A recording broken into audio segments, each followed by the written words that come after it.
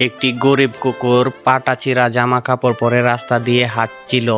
বড়লোক দুইটি কুকুর তাকে দেখে উপহাস করে হাসাহাসি করছিল। গরিব কুকুরটি দুঃখ পেল এবং কান্না করে দিল। গরিব কুকুরটি চিন্তা করলো কাজ করে নতুন জামা কাপড় কিনবে। সে রাস্তা থেকে বোতল কুড়িয়ে জমাতে লাগলো। বোতলগুলা কাঁধে করে একজনের কাছে বিক্রি করে কিছু টাকা পেল। এরপর রাজমিস্ত্রির কাজ শুরু করলো। কাজ শেষে সে আবার পথে বেরোলো। এবার সে তরমুজ বহন করে কিছু টাকা আয় করলো। টাকা জমিয়ে বুঝলো এবার ভালো পোশাক কেনা যাবে। সে একটি বড় কাপড়ের দোকানে গিয়ে নতুন জামা কিনলো। নতুন পোশাক পরে হাসতে হাসতে গর্বের সঙ্গে রাস্তায় হাঁটছিল। ওই বড়লোক দুইটি কুকুর তাকে দেখে অবাক হয়ে গেল। গরিব কুকুরটি মুচকি হাসলো। পরিশ্রম তার জীবন বদলে দিয়েছে।